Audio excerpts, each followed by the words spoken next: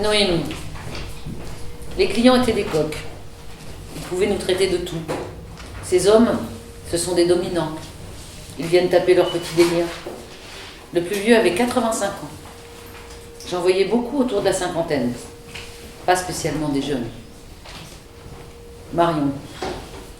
D'autres femmes dans la même situation n'auraient sans doute pas franchi cette frontière. Jusqu'où mon propre vécu, avec un inceste, des viols, a-t-il rendu le passage plus facile? Facile n'étant pas le mot. Je me pose la question. Julie.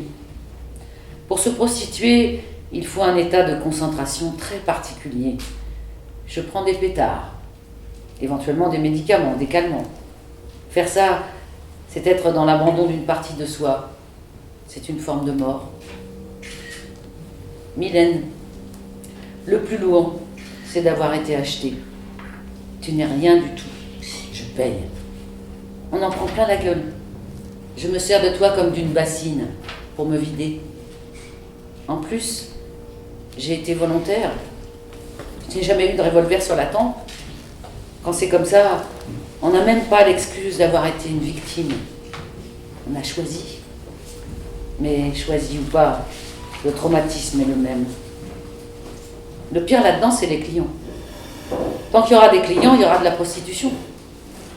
Il faut leur dire, si vous saviez ce qu'on pense de vous, à quel point on vous déteste, on vous méprise de nous acheter pendant qu'on vous appelle chérie et qu'on vous flatte.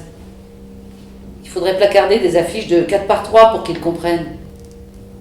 Pour oublier, il faudrait que je devienne aveugle, que j'ai plus de mains, que j'ai la maladie d'Alzheimer. Donc Mylène, pour supporter, on ferme les yeux. Je mettais mon bras devant mon visage avec mon parfum dessus. Ça permet de protéger une part de soi, une part qu'ils n'auront pas. Il y avait aussi le Valium.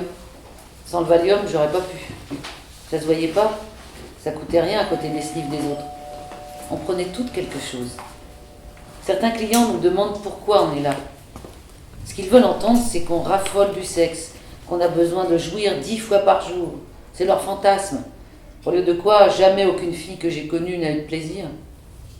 On dépose la cervelle en même temps que les fringues et on gémit en cadence pour que ça finisse vite. Rosen. Et puis j'ai arrêté. Et j'ai mis des mois à réaliser. Je ne suis plus fatiguée. J'ai plus de douleur à l'estomac, j'ai plus envie de dormir. J'ai l'impression que mes yeux se sont rouverts tout grands. Avant, j'avais une masse qui pesait sur mes paupières. C'est un soulagement immense, comme si quelque chose en moi revivait. Mes yeux qui voyaient trouble, je pense que c'est parce que je ne voulais plus voir le monde. Avant, je me levais courbée. C'est fini. Je me surprends tous les jours.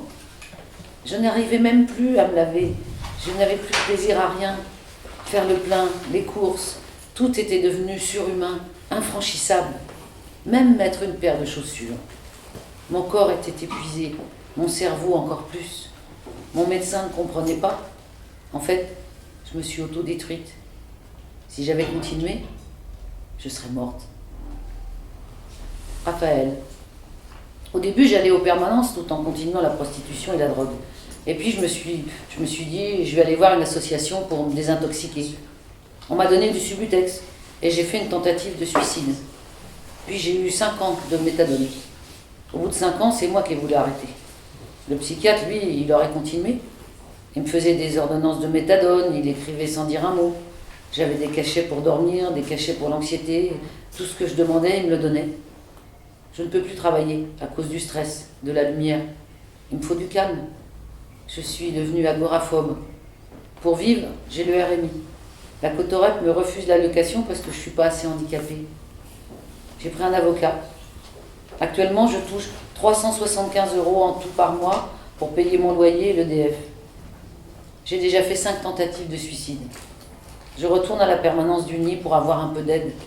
Sinon, j'ai plus que ma sœur. J'ai perdu beaucoup d'amis à cause de mes crises. J'ai des accès d'agressivité. Anaïs.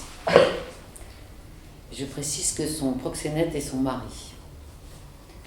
J'ai fini par partir, en laissant mon enfant à ma belle-mère, et par porter plainte pour coups et blessures. Mon avocate s'est mise en rapport avec son avocate à lui. Pour finir, elle m'a dit « Tu es prostituée, ça va être dur d'obtenir la garde de ton enfant. » Alors là, j'ai explosé. « Oui, mais lui, il est proxo !» Aujourd'hui, c'est lui qui a notre fils et qui touche l'allocation de parents isolés. Et moi, je suis obligée, pour prendre mon fils 3 fois par semaine, de passer les 3/4 du temps que j'ai avec lui à faire des allers-retours en car. Marion. En 2005, j'ai eu un PV pour racolage. Ils m'ont dit de payer pour ne pas risquer d'aller en correctionnel. L'État a besoin de faire rentrer l'argent dans les caisses.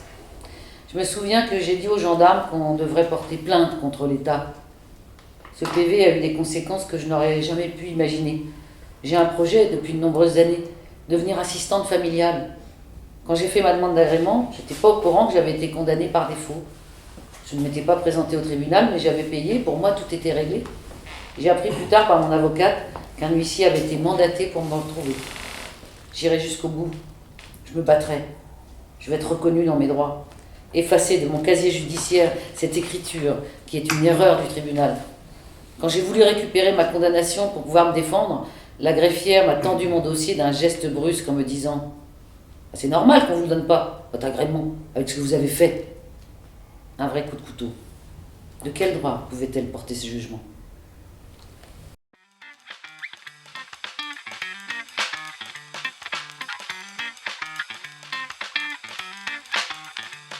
Откройте форточку. Откройте. Не бойтесь свежего воздуха. Прошу вас расстегнуть воротничок и ослабить пояс.